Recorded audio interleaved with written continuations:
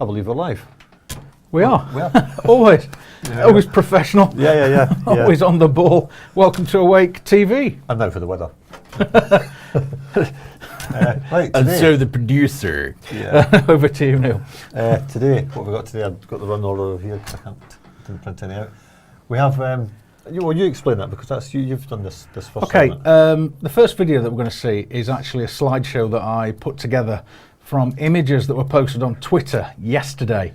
And to me, these images had been posted on purpose to serve the purpose of causing a split in religions and getting people to basically hate Islam And vice versa. and Muslims and vice versa. Yeah, because there are some images in there which are derogatory towards Christianity as well, and I'm sure many other people will find them offensive. Now, in no way are we condoning any of the messages that are shown in these images, and I personally certainly don't feel that they will be passing on any message that I would agree with or that anybody at LPN or Awake would agree with. However, they're simply being used as an example to show what happens on social media when people use it to cause rifts. Yeah, but who is using it? That's Exactly. the thing. Who's putting them up there? Yeah, Well, I think it's part of a bigger plan. you mentioned Jacques Ellul last week, propaganda, and he says in his book, Propaganda, that all forms of media have to be used simultaneously to get the message across, and That's social right. media is part of that. Oh, most And it's definitely. not, I don't believe for a minute it's just ordinary people doing this.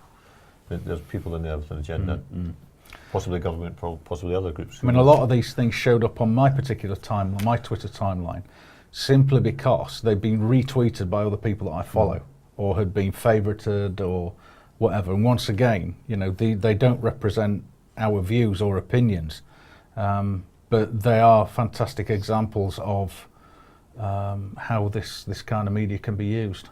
Abused. And abused as well. Yeah. Abused as well. And yet, you know, people are getting videos banned for basically telling the truth. Yeah, I You mean, know. I got something banned from Facebook because a family member was having a debate about abortion. So I asked the question, do you actually understand what goes on as part of an abortion, whether it be early or late The term? methodology. Yeah. Yeah. And so I went ahead and went to YouTube and discovered a video which goes through it. And it's a proper medical training video, which is used to train doctors and nurses in the procedure. So it wasn't trying to glorify it or take any kind of side. It's the practicalities Yeah. of what's involved, yeah. Well, that got banned. That was taken down, banned from Facebook. Which is and- public knowledge. Yeah. Anyway. Yeah. It's there. Exactly. So it wasn't something that we'd created and then posted. It was something. It was on YouTube. It's fully available. So I ended up kind of just posting the link in a different way so that it wouldn't get picked up. But I think we talked a few weeks ago about the newspaper article, The War of Religions, Mm. The War of Religion, or the way they put it. And that was in two of the mainstream papers at the time, the same day, front page.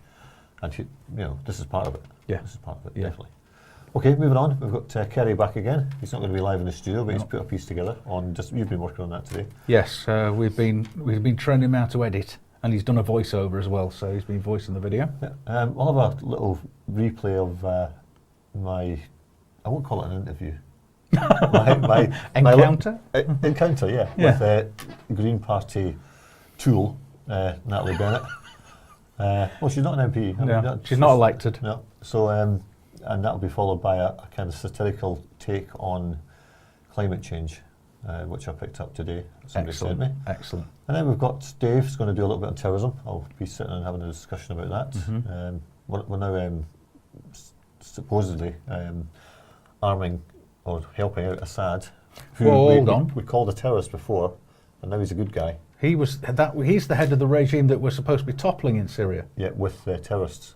with terrorists that we brought up from Egypt and Libya. Yeah, and now we have to fund him or help him to fight other terrorists who've come in to fight these other terrorists. Who we brought up from Egypt, Libya, and Yeah, it gets a bit murky, doesn't it?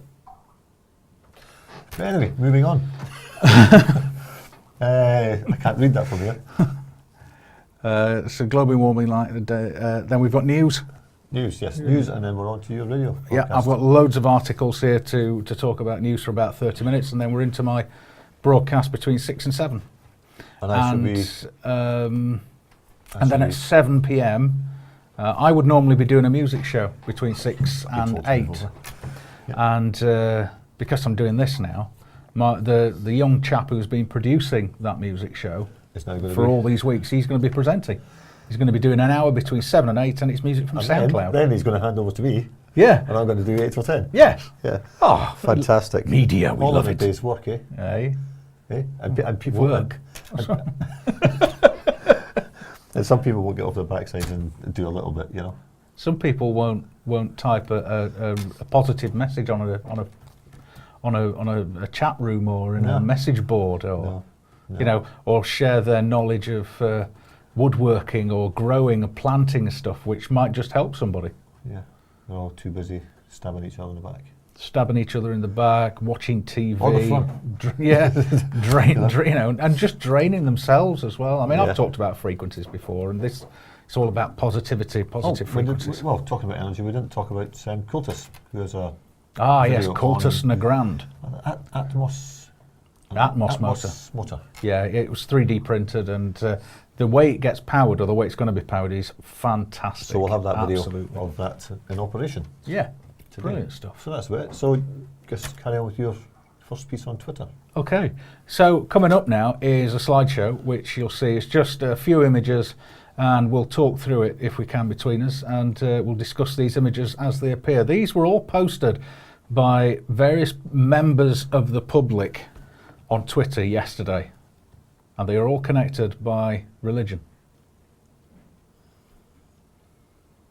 So this is an image of jihadists in London. They have the freedom to. Yeah, I mean they're made to look aggressive. The black, the masks. Yeah, And you the wonder. head's got the faces covered. You wonder what kind of who that person is that they think that's a good way of portraying Islam, when it obviously it isn't. Yeah, this in Istanbul, Islamic country, and if we could just pause again, this is about James Foley, who was the journalist that was allegedly beheaded by extremists. You say allegedly. Now, what struck me about that is they've said this guy's called John the Beetle, apparently. He's supposedly speaking in the video with a British accent, Yep. and yet he has his mouth covered. Yeah, so we don't know if I it mean, is. It's him even speaking. You know, And it's what's the ridiculous. location? Because there's nothing in the background to give you an idea where they are. And to be honest, I don't know many Muslim men who are called John. To be honest, Yeah, because I mean, even Cat Stevens changed his name when he converted to Islam, didn't he? To Yusuf Islam. but generally Muslim men do not get given English names. No. So No. where they've dug this name up from, who knows? And whilst we don't have the video clip, and I wouldn't be showing it anyway, even if we did, but it has been apparently it's been forensically examined, and they are saying that it is a staged piece of video footage. You cannot saw somebody's head off. You just Not with that, no, not with a no. knife like that. Okay, so here we have, just pause again please, this is Russell Brand with some quotes from the Quran. Once again, somebody's made this up and posted this on Twitter. Useful idiot alert, ISIS is nothing to do with Islam, it's the result of Western cultural imperialism. They have Russell Brand quoted. And then down the side of this image, for those listening on radio, this is from the Holy Quran, 5:33. The punishment for those who wage war against Allah and His Messenger and strive with might and main for mischief through the land is to be executed by beheading or crucifixion or the cutting off of hands and feet from opposite sides. What's interesting, they've got by beheading in brackets there. Is that actually in the Quran? Is that the actual wording? Or has that been added in that by there? somebody else at a later date? Yeah. Yeah. 8:12. I will instill terror into the hearts of unbelievers, smite ye above their necks, and smite all their fingertips off. And 47:4. Therefore, when ye meet the unbelievers in fight, strike off their heads. Isn't there something in the Bible about God being vengeful? Yes. Now I've always okay. Let's pause again. This is actually an image that was taken from British newspapers of the British Ebola patient who's come back from Sierra Leone, been transported with full-blown Ebola on a Royal Air Force aircraft, a very large transport aircraft, and brought back to the UK for treatment. My question is, why couldn't that treatment be taken to him in Sierra Leone? Well, these aircraft carry tanks, helicopters, Yes. all sorts of things.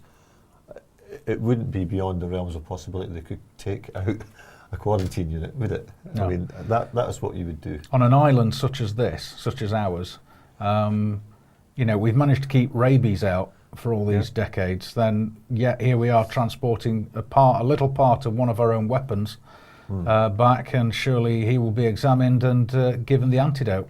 Yeah. I would imagine. Yeah. And make a miraculous recovery, apparently. Right. Okay, back to religion now. This is an image showing women, Islamic women in traditional Islamic wear, and somebody posted this with the following text alongside it: the real war on women, forced child marriage, female infanticide, female kidnapping, female genital mutilation, female torture, spousal rape, spousal flogging, amputations, female honour killings. And it shows several images of, like I say, women in cover, in traditional Islamic Hijab. cover, and hijab, etc. And then a woman who has been partly buried so she can be stoned. Once again, being used as a propaganda tool against Islam. That looks like a very old image. Yeah, as well. I think it is. Oh, can you just go back a bit? If we could, please. Thank you. Just back a tad. That's it. Thank you. Okay, now this is obviously somebody who's using a bit of anti-Islamic propaganda against British schools, or with regards to British schools. Pause, please. Thank you. Oh well. Oh, what's it? There we go. Pause it. Come on, lads. Oh dear. This is the first time I've ever done this. There we go. Pause. Just hit the space bar. That's it. Oh, That's it. Thank you. right. Okay. So the message on Take this two. is we have two images of two very different schools, both in the UK. One of them is a country school in Devon, and the text says this Devon school was told it's too white and needs to do more to boost its multicultural credentials, or else get graded down by Ofsted inspectors. And then below it we have an inner city school with there's a photograph there of it with the following text: while this Muslim majority school went on a £50,000 taxpayer funded 5-star school trip to Mecca for Muslim pupils only, Ofsted praised the trip. And then it's headed up with stop the double standards, US British count So it's just two. the school- British count two. The school that's been criticised at the top is old no. It's old-fashioned. Yes, it is old-fashioned.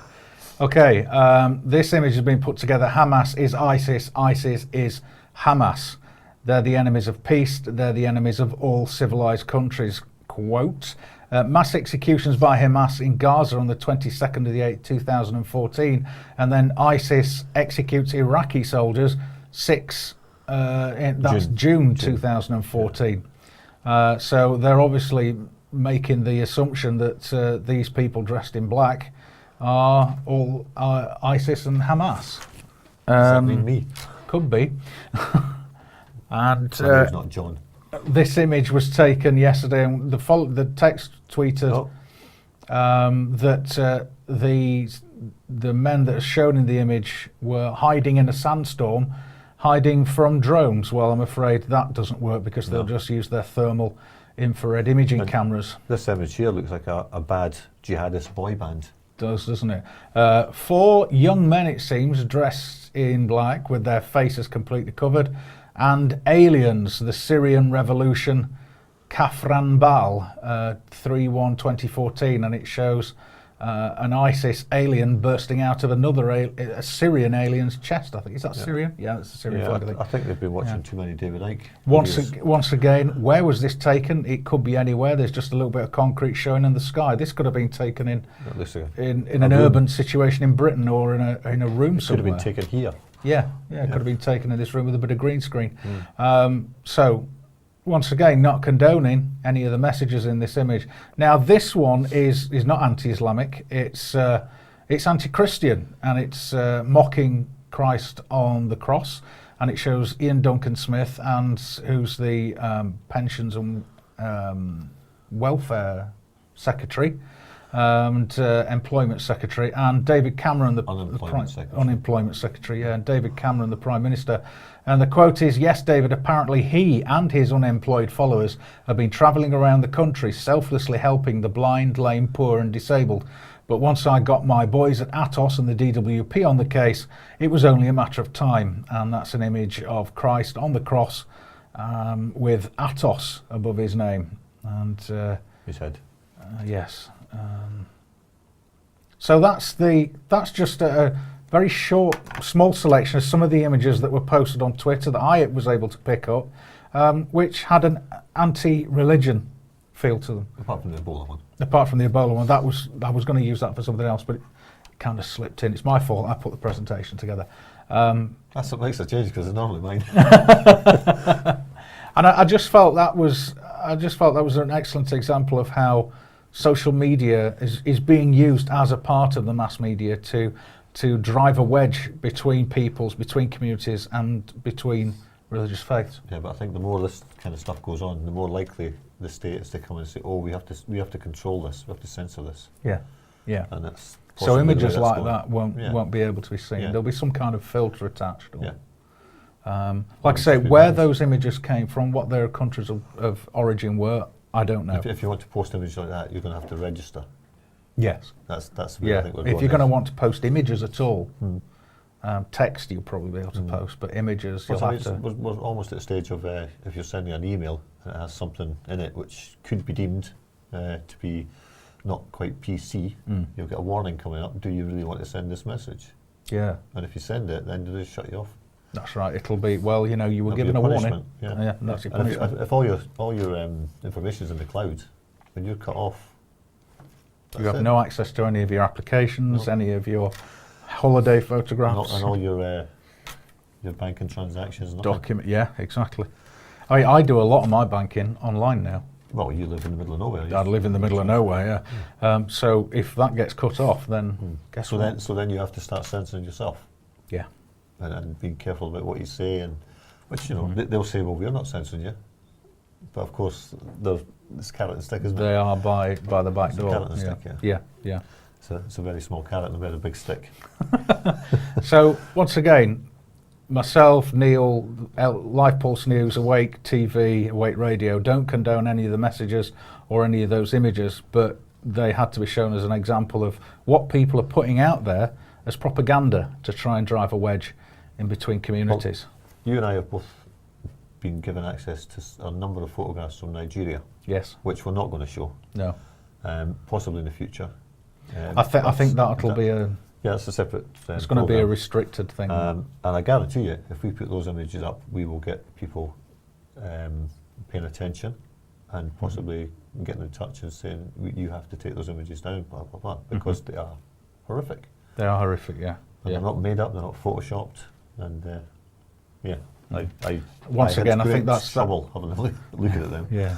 But, That's going to be a quite a restricted program, and we will be putting that together. And I think both of us should maybe present that Yeah. and talk about it, because it's going to be too much for one person, I think, to deal with. yeah, well, I think somebody else might come in and talk about that as well. Yeah.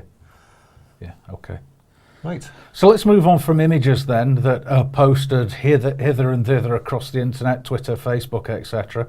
And let's have a look at disability. Now, Kerry has come down from Norwich, and he was on with us on Friday.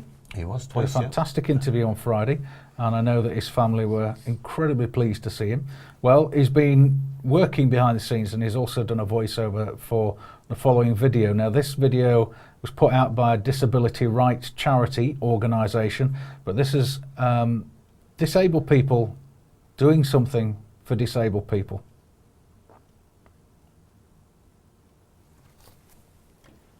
The Disability Hate Crime Project.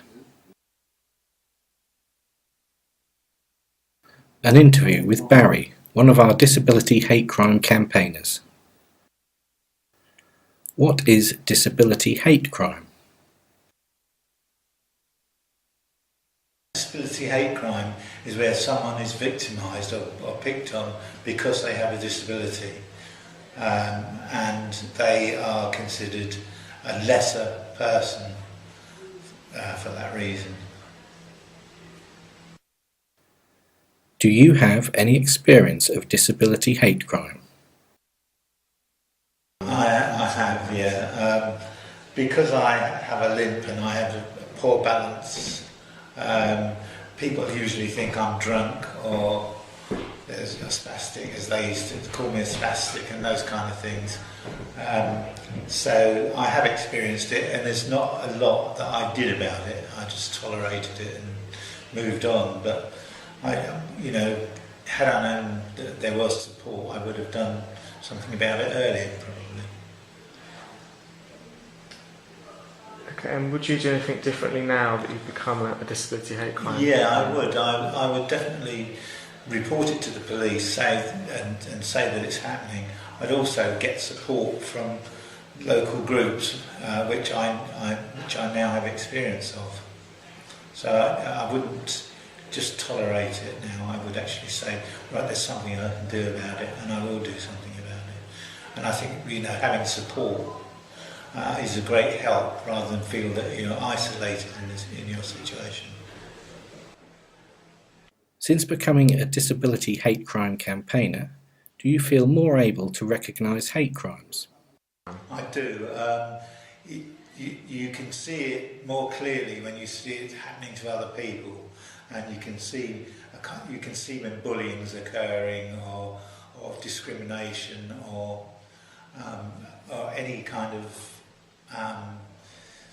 symptom that people are considered different because they have disability of some sort. If you are a victim of hate crime again, what would you do? I think now, if it was moderate, I'd probably let it go, but if it was serious and I felt threatened in some way, I would definitely go to the police and I would tell them what's happened, and I would try and describe the people that did it so that they could be talked to, or whatever action could be taken. And if I saw it happening to other people, I would tell them to do exactly the same, because it's not acceptable that everyone in society needs a fair deal. So to pick on people who are disadvantaged in some way is just I don't know. It's how can I describe it?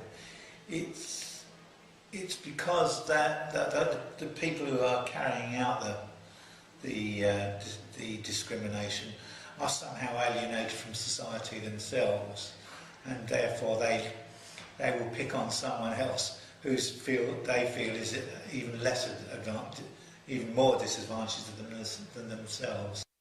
What advice would you give to someone else who may be a victim of disability hate crime? I would definitely say to them that they should report it to the police and ask for a specific officer who they know can deal with it. I understand that the police do have a service for people who are suffering disability hate crime, so you should mention that you need to see that person and they will know the appropriate action to take.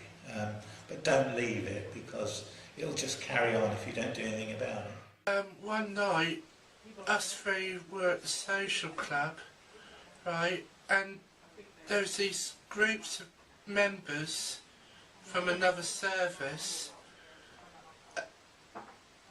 Sarah tried to get me and Rita's attention, and these people, I forget what they were from, anyway, they kept giving me and Rita a dirty look all night, and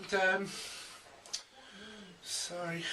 That's alright, and Sarah was trying to get mine and Rita's attention, and they kept staring at us all evening and kept going, oh, look at them, look at that, like pointing, like laughing, and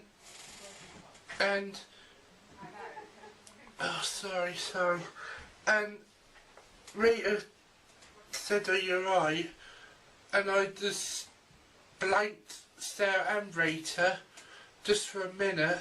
No, and me blanked out no one. Yeah. Well. And I felt so embarrassed because there were people taking the mickey out of us three and kept giving us three dirty look. And No, you and me, because yeah, Sarah's trying to get our attention. She could she? and I find it really embarrassing. They was both with friends, weren't they? Yes. And they were whispering, "Oh, look at them two," and look at, like, laugh, not having a joke with us, but laughing, like, taking the mickey out of Like you. Yeah. me and Rita. And I found,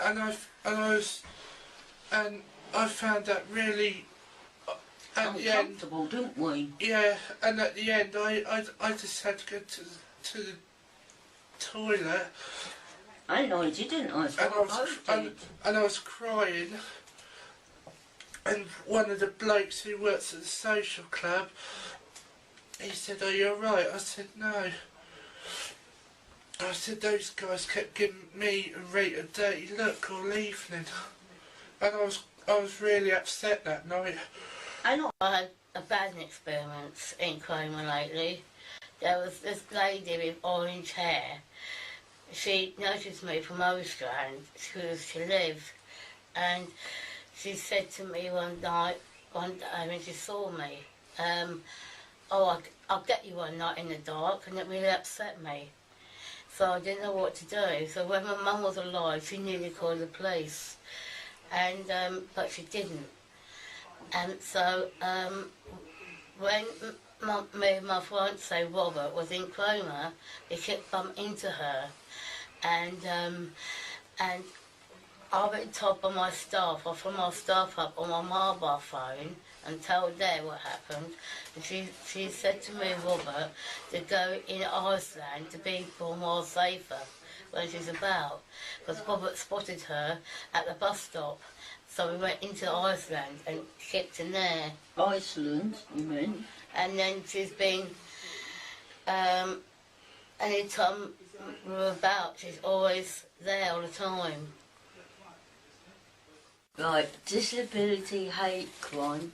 When I went to North Walsham to the Art on Craft one Friday, I was waiting for the bus and I got tapped broad daylight. And he went and pinched my handbag and my purse and everything and my bus pass and that. And he went and whacked me to the floor and that.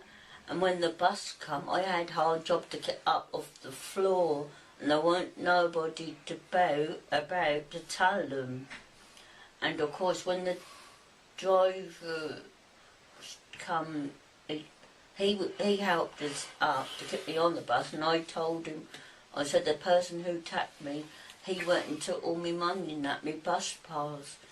He said, "It don't matter." He said, "I'll sort of let you on, let you sit down now." And I was really shook up and frightened. I was. And not only that, I was covered in bruises, cuts and everything, I was. So that must have been really frightening. Were. And not only that, there weren't nobody about, or no witnesses or nothing, there wasn't.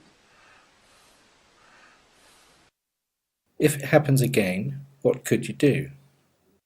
I'll tell my staff, my carers, I will tell my fiance, Robert, I'll tell him. And if I was on my own in town, I can always go to a place where I'm safe, and I can tell them. Also, we told people in the shop, and also we would tell Nathan or the other police or our carers or key workers, and Robert and Sarah, who I've known right well, I would tell them to and all, and they would support us. Brilliant. If someone else is a victim of disability hate crime, what advice would you give? I would tell the police that Nathan, and if there's any police about employment, I'll tell them, and I'll tell them some advice to dial 999 to the police. If it happened the next day, there'll be 101. What are you doing as a disability hate crime campaigner? Nathan Jonas, the policeman who comes and sees us all, he took us 3 guys out with the stickers, and he asked us where do we feel safe at, and we've told him like the cafe and the gems, all of them, And in the pub. and we had our photographs taken. And me, Sarah and Rita are both, all 3 of us were in the paper. But since we two have been, us 3 been working on that, we know what it's all about and that. Don't And, we? Yeah. Yeah. And also, Chris, Yeah. with us 3, we can do a talk at our meeting at Holt in front of people That's and right. tell them what hate crime is, Yeah. and then we can give them some The prime examples. Yeah, and also the leaflets as well and all, and that'll help them to understand what hate crime is all about, what we've done the training and that. Has being a disability hate crime campaigner helped you? Since doing this disability hate crime, it's made me and 2 other guys who are here more confident, and it's made us feel more powerful and more active. We always get support from disability hate crime, because I've been there for about 3 or 5 times, and I've been a campaigner for about, how long was it, Robert? Says How long? about 3 years. About 3 years. 3 years I've been in hate crime, and I love it to pieces. And it's given me confidence to be a companion. And it's Right, been sorry. absolutely fantastic, absolutely brilliant, and things what we done and that has been absolutely brilliant. Cool. We didn't even pay you to say it. Thank you to Barry, Robert, Sarah and Rita for their taking part in this film.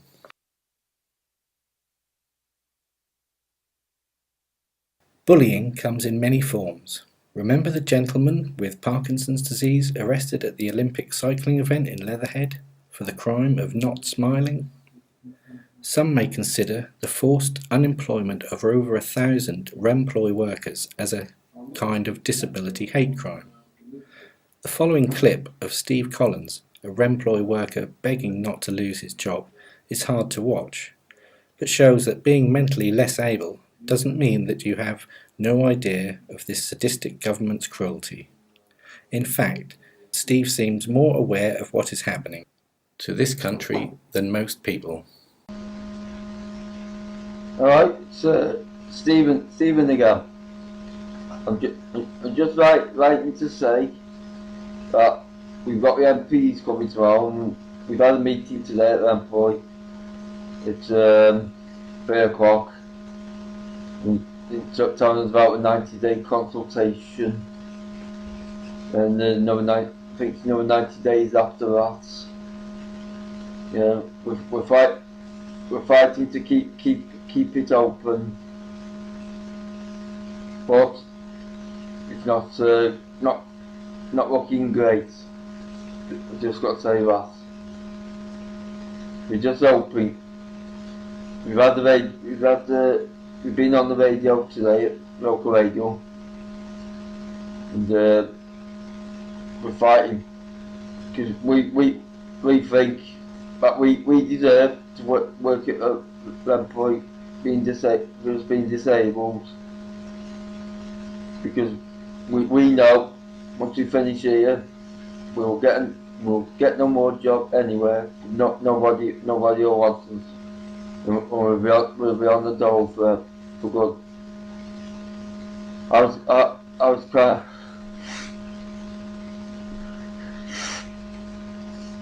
I was crying today. I love working at that point, but it doesn't look great anyway. We got like the MPs, some MPs coming tomorrow. We just got to hope we can persuade somebody to fight to keep these factories open. Because we're all fighting for not just our factory, but for all the other 53 factories. What we're trying to close. As we need employ for now and in the future. If we lose these and you die, disabled people will probably never work anywhere. It's mainstream employment people. You won't want somebody that's say blind or in a wheelchair or can't walk. No, I don't think they'll accept people like us. So I'm sticking up for it.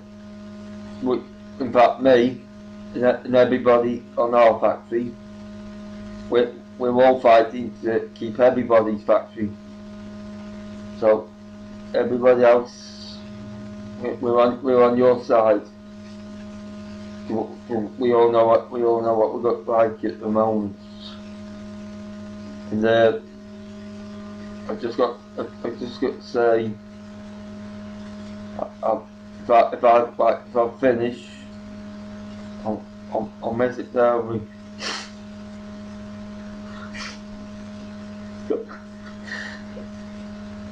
I'm sorry. It's impossible. It's been the best part of my life for nearly 20 years. I don't know how to do it when we finish here. There's no job, we won't get another job anywhere. Yeah, so let's all keep fighting. Get them to put pressure on the minister to get Nick Clegg, David Cameron to get more change in minds. Also, we must take this fight to the European Court of Human Rights, as she has prejudiced disabled people from working at an employee factory, which we love working at Employ. We're a great company. We all work as like a family. You know, I'll be devastated when it shuts. Just hoping it doesn't. But it's not good when we stop the reps bringing in work, and it's not good at all. And it's them people at the top, like Tim Matthews. It's got this company up. He's mismanaged this for employees. Now we're all paying for it. And the government, he just made an excuse to stop the funding, which is stopping on the 31st of March. And instead of keeping 18 open, but I don't believe that, because the next 18 will be shutting as well. And then they're winding the pension scheme up we say 600 million, but I say I estimate it's between 700 to 800 million. And the subsidy we haven't been spending it right on what we should have been spending it on. So I'd blame Rentboy and the government, because the government should have been keeping an eye on what we were spending it on. And on our Rentboy, we're a fantastic team. We all work together, and we got skills, and we have a learning centre and everything, and I'm going to miss it. So thanks for watching this video. I'll keep you informed when I get some more news again. Yeah, so I was crying today, honestly, at work. So thank you. Goodbye. So, some issues there of disability rights and people who are doing what they can for themselves to protect themselves and others. Yeah, and they've been put into situations a lot of times against their will. Yeah. And possibly, how do you put it, run down estates, if you like. Yeah, it's care in the community. Care, well, what community? There are no communities. There are no communities and there's no care. Yeah, well, people don't care, do they? No. They would put them in the first place. No, exactly. And they stick them in these very small flats in council, or very often privately run housing association on behalf of the local authorities. Very run down, very neglected, and it's cheap housing. They're on their own. They have no connections with anybody around them, really, and no support. And this is how so many members of our society are ending up, not just people who are less abled, but I'm talking about single mothers, the young people. The idea is that anybody below the age of 25 won't be able to claim any benefits at all. Yeah. So if you're 24 and you're married with a child and everything, you don't get any housing benefit, no council tax, anything like that, nothing until you hit 25. So. Fortunately, your mic was picking me up because I didn't have mine switched on. Oh, that's all right. But, anyway, this age group, this 25 thing, is significant because we know that the National Service Bill was specifically for the 19 to 25-year-old bracket, which is the time to get benefits. That's right, and you have to stay in education, formal education, until 18. Until 18, it was 16. Now it's 18, so they've increased that. And like you say, the National Service Bill, between the ages of 19 and 24. You must do a year minimum wage job for a whole year. Yeah, working with the police, the armed forces, the NHS, all the emergency services, local charities, and you'll do that for minimum wage for a year. So you'll be expected to run about in green, probably learn how to use a gun. Oh, but the interesting thing that you might get to see exotic places. You meet interesting people and kill Yeah. them. It's true, though, fortunately. There was an interesting bit of that bill that I picked up on, which was that all these young people would receive training in relevant law, which has an impact on people of their age group. Now, why are they going to need law training specifically for that group of... I would imagine, like, somebody 25 should come under the same laws as I do at 51. Yeah, well, I think so, wouldn't you? I don't see how there's a difference there. I mean, if a 25-year-old commits a crime, then it should be... But is this the youth police force, maybe? Possibly. Or what would they call them? The National Youth Service or something? Yeah. Or National Service Youth. Hitler Youth, I think they called it. Cameron Youth. Yeah, Hitler Youth. Yeah. Cameron Youth. Cameron Cadets. Hey, yeah, because they have the Cameron cult. The Cameron cult, because they have the Obama Youth, don't they? Yeah. Yes, we can, and all that. Yeah. Or the Miliband militia. Yeah, Miliband militia. Yeah. Although that's not going to happen, is it? No. Well, next. Okay, something that's close to both our hearts, something that we've both spoken about on several occasions. Flu. Flu. Yeah. And its possible prevention. Just loads of vitamin C and water, really. The flu season's coming. Yeah. As if, as mentioned in this video, the flu doesn't have a season. It's all year round. It's a virus. It's, it's not seasonal. Viruses don't go into hibernation, do they? It's like when they used to bring out the new registrations for cars.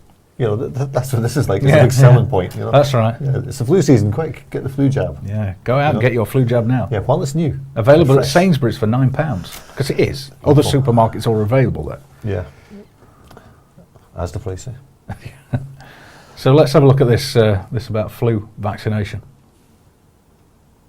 Hey, thanks for joining me on Experimental Vaccines News Blitz. U.S. News Health, all pregnant women need flu shot. OBGYN group. A group representing the U.S. obstetrician is calling for all pregnant women to get a flu shot.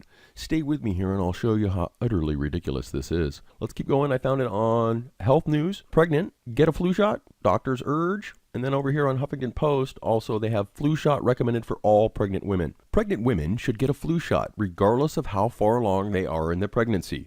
What if they're in the delivery room? Doesn't matter, bust in, do it. According to an updated guidelines released by the American College of Obstetricians and Gynecologists, the ACOG. Now, let's jump over to one of the friendly three-letter agencies, and I do say that tongue-in-cheek, the Center for Disease Creation and Proliferation. And any of my friends out there into the Illuminati, if you look at their logo, those are rays of light, and there's 13 steps. Ooh, let's check it out here. We got children, the flu, and the flu vaccine. Influenza is dangerous for children. Let's scroll down here into the meat and potatoes, and to support what we remember, we're talking about pregnant women, and they're urging them to get vaccinated, correct? Now, here we have some children are especially high risk. Children at great risk of serious flu-related complications include the following. Children younger than 6 months old. These children are too young to be vaccinated. So I question, how old are these children inside the wombs of these mothers here that are being encouraged to have a flu shot? And then here they say the best way to protect them is to make sure people around them are vaccinated. Now, I want to get to that here to show you something. Let me scroll up really quick here, and I want to read you this. Because starting in 2014-2015, the CDC recommends the use of the nasal spray vaccine. It's a live attenuated influenza virus. All right, now we're going to run with that right there because I find this interesting. Let's go over to the actual insert for the live attenuated influenza virus here they have inside this vaccine. We're here on the Food and Death Administration, or actually better yet, the Fear and Death Administration. We've got the FluMist, quadrivalent in the FluMist. Now, once again, my friends, if you can find 9 and 10 for me, I would love to read them. Let's scroll down into some of this. Hold your breath. I'd really like it if you'd come back through here and read all this yourself because it's really interesting. Some of the stuff that's more damning, or at least supports the diatribe that I'm going on right now. I think you'll find this quite intriguing here. Let me get down to page 13, I think it is. Oh, here we go. Look, right here, FluMist and FluMist quadrivalent contain live attenuated influenza viruses that must infect and replicate in cells lining the nasal pharynx of the recipient to induce immunity. More like to cause damage and provoke the immune system to respond. Then it goes on with the vaccine virus capable of infection and replication can be cultured from nasal secretions obtained from the vaccine recipients. This is called shedding. Now down here, shedding of vaccine viruses with 28 days of vaccine with the FluMist was evaluated. Let's go down to that study here. I want to show you something. Here is the group. You can see the kids 6 months to 23 months old. They had 89% of them had shedding. Means when they took secretions from their nose, they found that there was viral components in there from the vaccine. And that lasted for the last time, see here, day of the last positive culture, up to 23 days there. From kids ages 9 to 17, they found it all the way up to the 28th day. So you can see now why they encourage you to go get a FluMist shot, because now the vaccinated with that are actually people who contaminate, or they're carriers of the virus. They're getting everybody else sick. And let's scroll down, because obviously they've probably done some testing on this to make sure it's completely safe, right? Let's see here. We've got non-clinical toxicology, carcinogenesis, mutagenesis, and impairment of fertility. FluMist quadrivalent has not been evaluated for its ability to cause cancer, to mutate your cells, and to stop you from having them babies. Okay? So they squirted up your nose, and then the end result also, folks, you have to understand, let's cruise over my website here. The end result to all this is that you and your family, if you're part of this program and go out and you get the FluMist, Then you come home, and if you have an infant under 6 months old, you're supposed to get near it, right? Why? So you can infect it.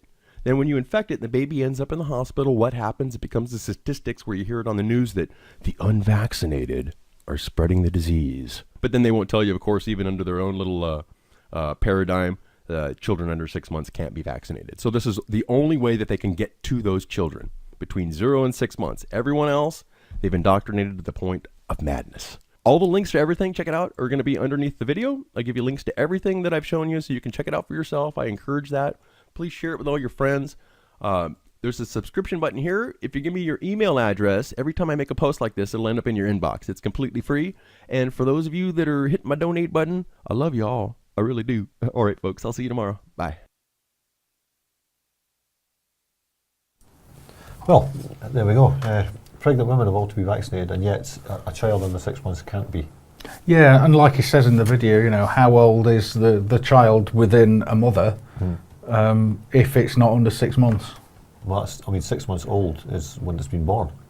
But that's 6 months outside the womb. It's actually had 9 months in there already, hasn't it? So, so it seems to be perfectly safe for a baby in the womb, yet a fully all these adult. years they've been saying to us, you know, you pregnant women must not have vaccinations. It's dangerous. It can it can cross the placental barrier. Blah blah blah. And now all of a sudden, that's all okay. Yeah, it's fine. It's just. And this child is getting the adult dose. Yeah. Yeah, absolutely. Yeah. Yet once it's born, we're giving them tiny little, you know, pills or vaccines or whatever. Yet prior to that, it's getting their full whack. Yeah. It's craziness, utter craziness. Talk about child abuse. Yeah. And these doctors, nurses, midwives are unwittingly complicit, I think. Yeah. You know, I don't know how much training they receive. In the Green Book, it states that, you know, there's supposed to be consent. Informed consent for every single one, isn't it? Yeah. And, you know, they'll say they give the mother the choice. Well, I beg to differ. There's so much pressure put on mothers these days. And So much pressure. And when they're in that situation, there's the fear that's instilled in them. If you get the flu, it might damage your child. That's right. So then they give them the flu, which doesn't make any sense. Does No, it? not at all. Not one bit. Because the mother may not even get the flu. But it's not even the right type of flu. Well, they don't know what type of flu No. it is. So it's a madness, really. We've actually got another video on vaccines, another short one from the same website, Experimental Vaccines, and Kenny Valenzuela. This, in my opinion, is what it's about. It's got nothing to do with protecting anybody from anything, and everything to do with, eugenics. Eugenics. Welcome to Experimental Vaccines News Blitz. Market Watch. Sanofi Pasteur begins shipping seasonal influenza vaccine for upcoming 2014-2015 season in the United States. Now, what is this season stuff? Is the influenza virus some kind of polar bear-like creature that hibernates or something? It's seasonal, like a migratory bird flying across the United States every once in a while? No. Actually, if you think about it, that season probably refers to hunting season for those eugenicists out there. They're laughing. How many people can we stick with this stuff? Looks like about 65 million dosages, huh? All right, let's keep pushing forward. Oh, before we leave this page, check it out right here. The largest U.S. influenza vaccine supplier providing broad product portfolio will distribute at least 65 million doses to help protect people across multiple age groups against the virus this season. You can see down here in the meat and potatoes of it, the influenza vaccine they're referring to as Fluzone. Let's jump over to one of the three-letter agencies and find out what Fluzone is here. I found it over here on the FDA. That's the Fear and Death Administration. Yeah, it's true. Let's scroll down here. And I point this out every time I come to one of these inserts, and I'll point it out here again. If anybody can locate 9 and 10, just send them to me. I just want to read what it says. I can't find it anywhere. Let's keep going down. Bingo, bango, bongo. Look, here we go. Number 13. Non-clinical toxicology, 13.1. Carcinogenesis, mutagenesis, and impairment of fertility. Fluzone has not been evaluated for carcinogenic or mutagenic potential or for the impairment of fertility. You sillies. Come on, who cares if it causes cancer, if it mutates your cells, or if it impairs your ability to produce children? Eugenicists, that's what we are. We're all about reducing population, silly. It's all okay. Let's keep pushing forward here. I want to show you something else I found. This is over here on the CDC. This is the Center for Disease Creation and Proliferation. Now, this is the vaccine, excipient, and media summary. And I like to point this out all the time because it's so funny, and it's like almost to the point where it's 1984 doublespeak. Here we go. Ready? This table includes not only vaccine ingredients, e.g. adjuvants and preservatives, but also substances used during the manufacturing process, including vaccine production media that are removed from the final product and present only in trace quantities. Let's scroll down to Fluzone and find out what's going on. I think you'll be surprised. It's not like a really good recipe for a stew or something. We've got it right here. Influenza, Fluzone. Oh, look, formaldehyde. How yummy, delish. Huh? Can I have some extra? Anybody? What is this one down here? Thimerosal. Oh, come on, silly. They don't have mercury in the vaccines anymore. Over here, April 2013. And remember, this is the most current one I can find here on the Center for Disease Creation and Proliferation.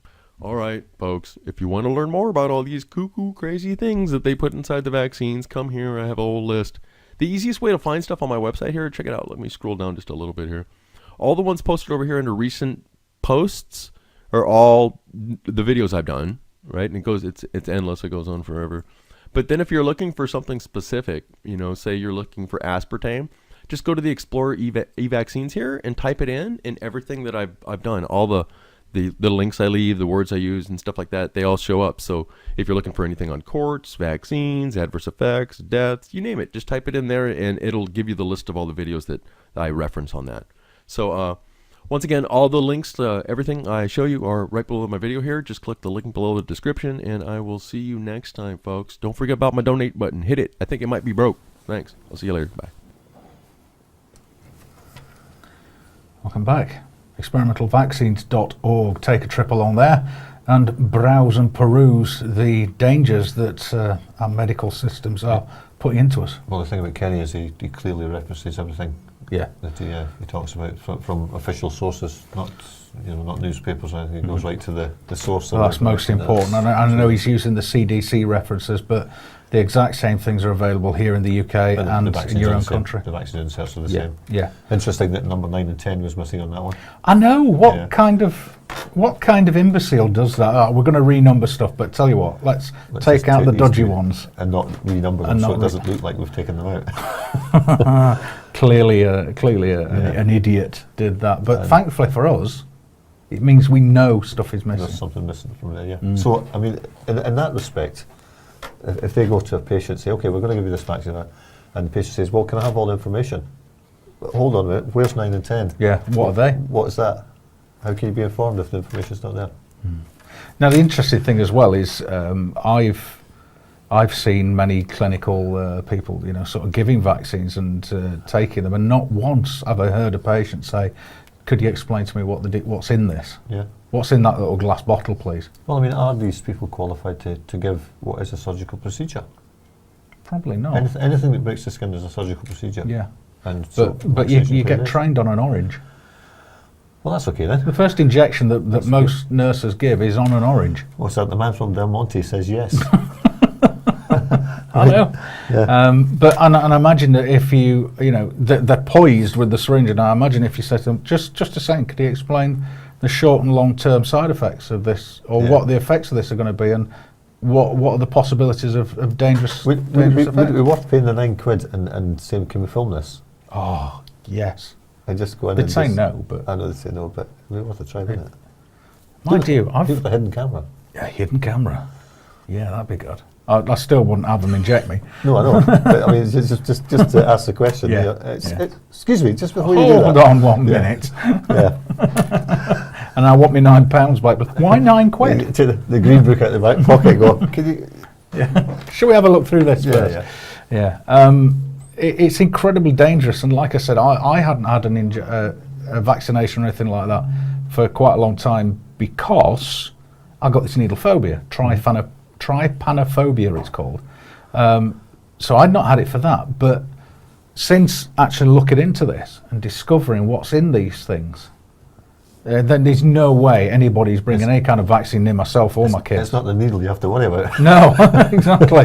That's just a minor consequence Yeah, now. It's yeah. just, it's just utter madness. And then you see the scientists. You see the footage of the scientists back in the 70s and 80s when they were interviewing. From Was it- Merck. Yeah. Oh, well, in fact, I've got to. Yeah, we put some cancer viruses in there. Yeah, but so what? Ha ha ha. Yeah, stay tuned because I've actually got a story about Merck coming up later on Okay, in the news segment. in the news segment. Yes. Okay, well, I suppose we should move on because we won't get to the news segment. No, that's right. The next piece is alternative energy. You know a bit more about this than I do. Well, I know a little bit because I listen to Shaziz on Shaziz.com and the Knights of the Round Table, and one of the knights of the Round Table of the mighty Shaziz, the mighty King Shaziz, is Cultus Nagrand. He's an Australian chap who's been doing a lot of research into alternative free energy sources. Now, we're not talking about 0 point, not talking about over unity. We're talking about free energy that you don't have to pay cash money for or anything like that. And Cultus really does just pull it out of thin air.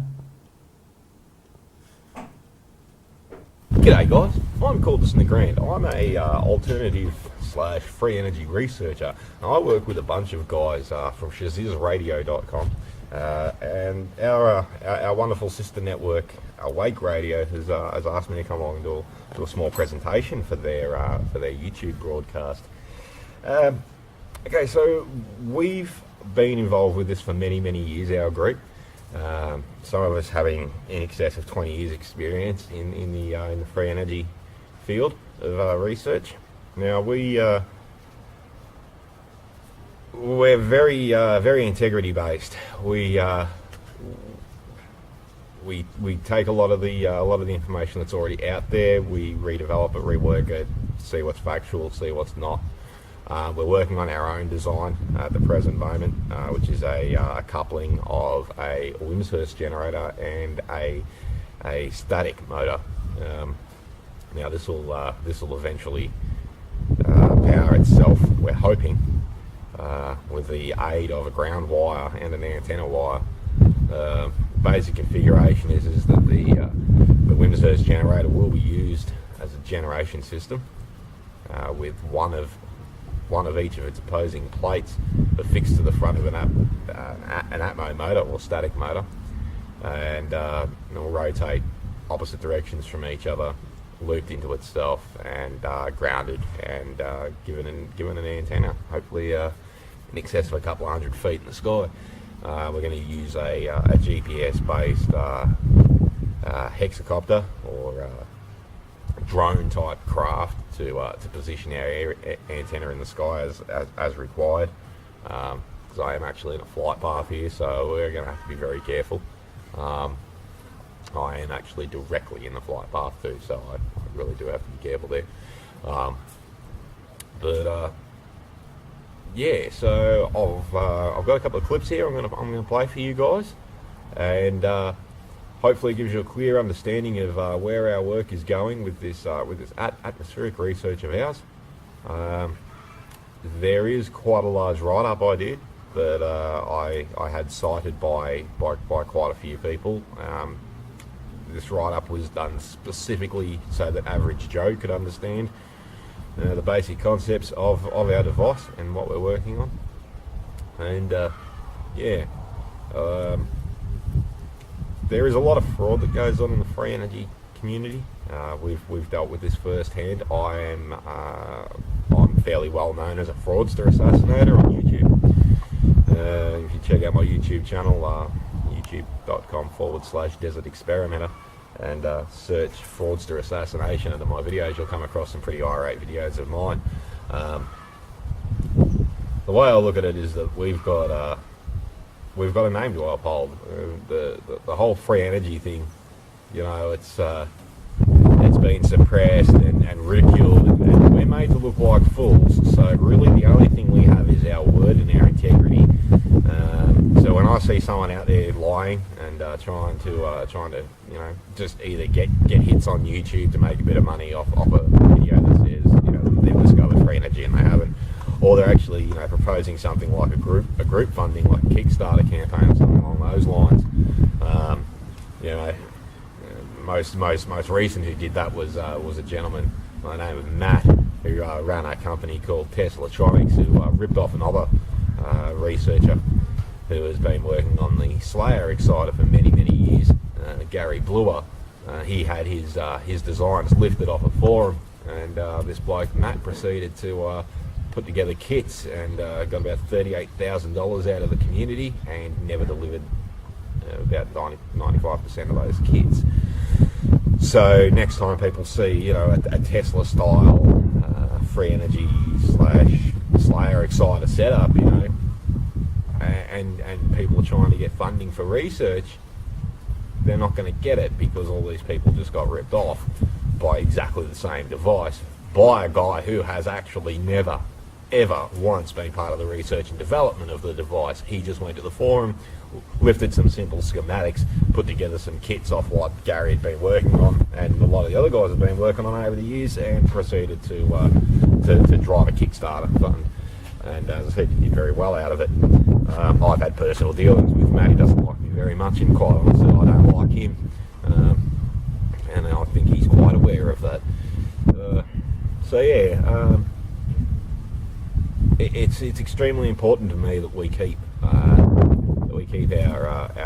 names intact, and that, you know, really at the end of the day, my name is most important to me, because the day one of our guys, and when I say one of our guys, I mean the entire alternative energy community, the day that one of these guys, one of our guys, works it out and actually finds that gold nugget and discovers how to create free energy, or harness free energy, because no one's creating it, it's already there, isn't it? I want to be able to stand up and yell out to all you guys that we found it and we know it's there. Now, if I've been known to just cop bullshit and feed you guys lies, that's not going to happen. You know, I want you guys to know that I'm the guy with integrity. You know, that the day I stand up and say that a device is actually working and replicable and, you know, is actually authentic, I really want everyone to pay attention. I'm not going to say that lightly, and you all, those of you who already know me, know that that is the case, that I'm not just going to go on a whim like, say, Sterling Allen. You know, I'd like $1 for every Cumogen that the poor man's gone and had a look at, but, you know, bottom line is Cumogen's just, they don't work. You know, Tesla did it with copper wire, a tower, and some glass bottles and salt water. I don't see the necessity for all the sophisticated electronics and these you know, these Cumogens and all the rest of the crap. It's you know, this whole thing started because of Nikola Tesla, the Wardenclyffe project, and Stanley Meyer and hydrogen as a fuel. It's got nothing to do with any of this other crap that's being put on the table as you know, as something that's, you know, authentic and an actual working device. So, you know, at the end of the day, no one's come up with that device. No one can claim that they've got it. You know, we are close. We know that we can harness energy out of the sky with our atmospheric motor setup. We're not too concerned about that. We know that it's there, and there's some torque in that system as well. So, you know, yeah, I'll go along now and I'll roll these clips, and yeah, enjoy, boys and girls. Also, just as a quick side note, we're running a campaign ourselves at the present moment. We intend to get the alternative energy community a 3D printer that I will host and print parts off for people at cost and mail them out to them.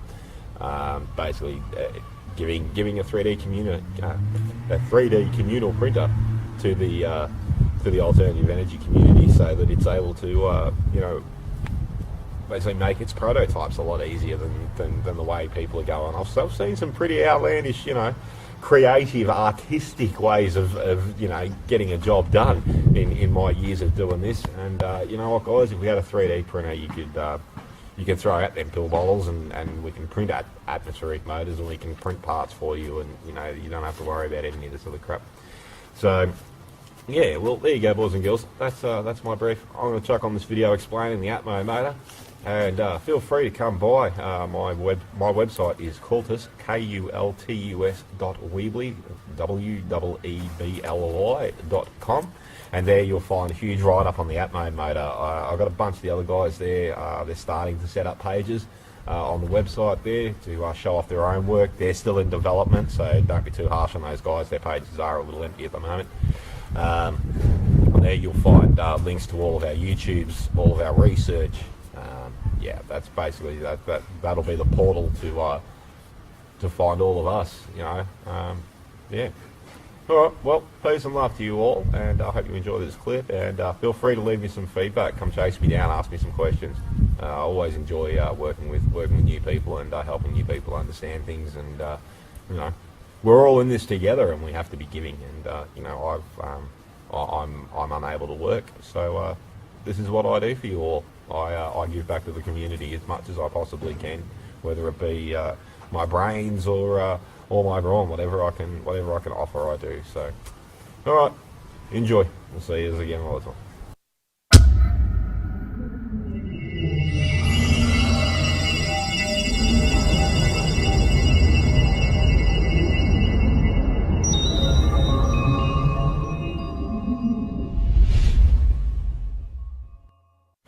Alrighty, boys and girls, so there's a little confusion as to how this Atmo motor actually works, and for those of you having a little difficulty understanding it, I thought I'd just make this quick, brief video, and I need a couple of items for pointing at things. My fingers are too fat. Okay, so the idea being is that every second plate is an opposite polarity, so we'll say this lead here will represent the ground, or the negative, and this lead here will represent the positive, or the atmosphere. And so you would have, from the ground, negative electrons gather on this blade and transfer to this plate, this copper plate here. Now, as that happens, just like a magnet, opposites attract and likes repel. So when they're both charged with a negative, it'll be pushed away. And that one will gather and pushed away. Now, because this is the opposite polarity, this being the positive, they'll also be attracted because they're negatively charged, and they'll be positively charged, and it will drag it under. Now, as that plate comes near the positive plate, electrons will gather on here of a positive nature, which again will repel and attract towards the negative. And that, my boys and girls, is how the Atmo motor functions. Okay, so every second plate is an opposite polarity, and just think along the lines of magnets. Opposites attract and likes repel. So there we go. I just thought that would be helpful. Anyway, you all take care, and I'll talk to you in my next video. Well, boys and girls, I hope you enjoyed that little clip there. I'm going to play you another one now, and this one is this was after we did a few tests. We actually went out and ran a wire up into the sky and tried to track some electrons and get the Atmo motor to work off energy in the sky. But unfortunately, using balloons probably wasn't the smartest idea. Now, I go through a bunch of reasons why maybe our tests failed and things that we needed to basically research a little bit further and have a few tests. I also read from a book. Now, this book was given to me by a very good friend of mine. It was written, don't quote me, you can quote me from the video because I actually read directly from the book. Its print date, I think it was around 1920 something, maybe 19, yeah, we'll say around 1920 anyway. And in that book it actually discusses atmospheric energy, which is something again that's, you know, it's not very easy to research. So you know, we would expect that something that was known that long ago would have plenty about it written now, but at some stage they just dwindled off and stopped talking about it altogether. Funny that, eh? Anyway, so I'll roll on now and play this next track, and that'll be the end of my little segment. So from here you'll watch that, and back to the host. Very well.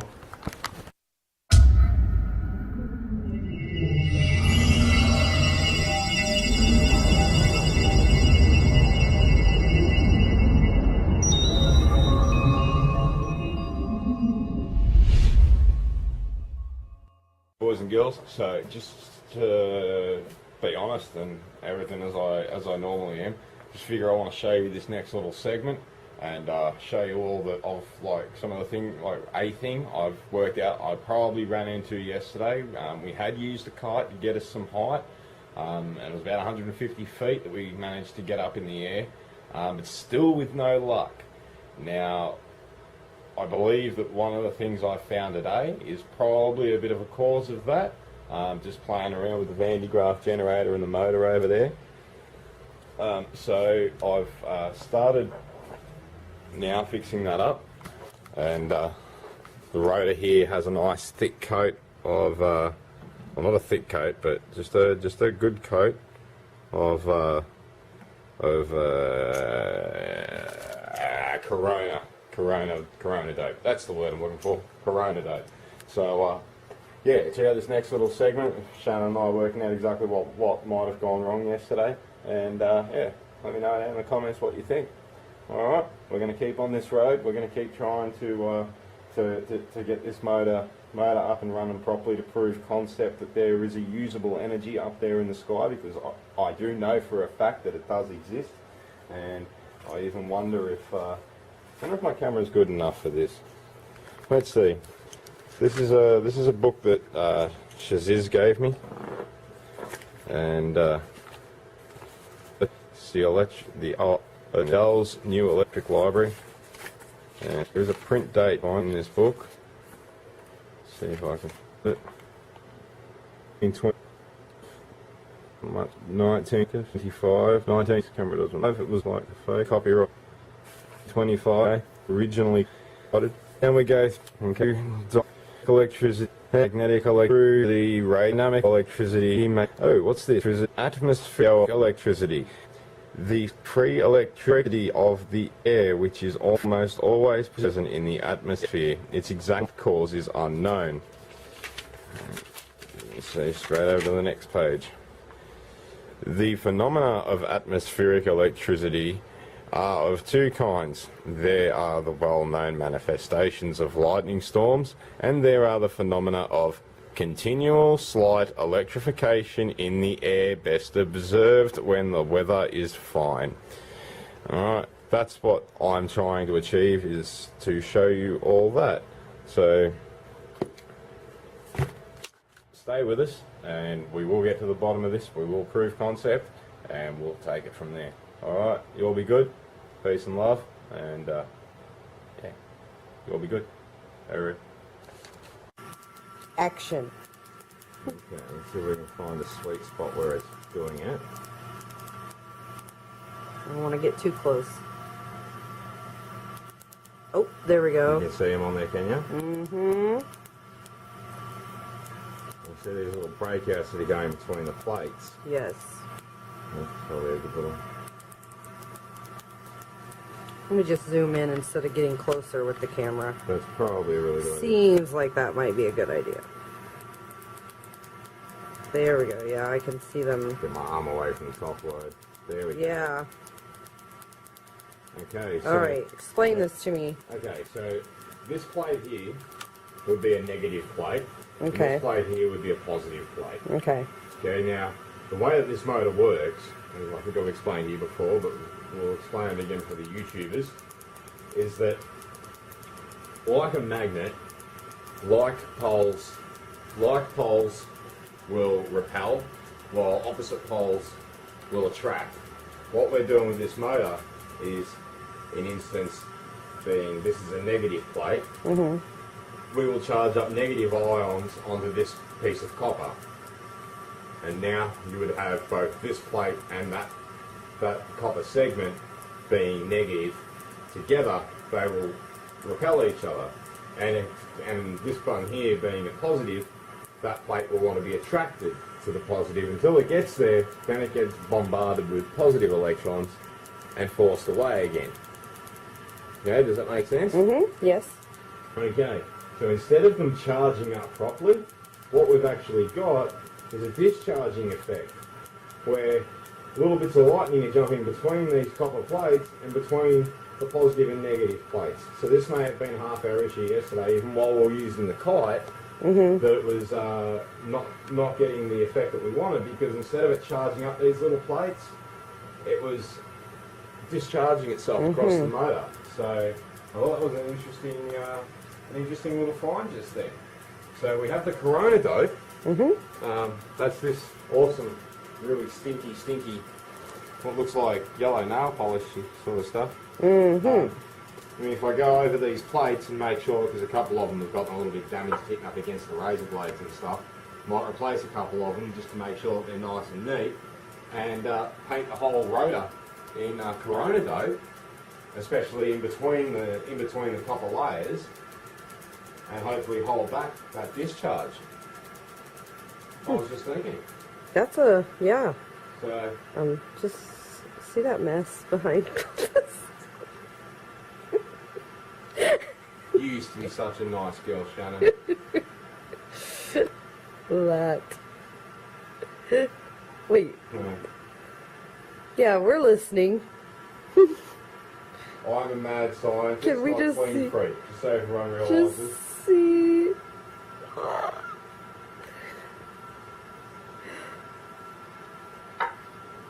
We shall go to my desk, shall we?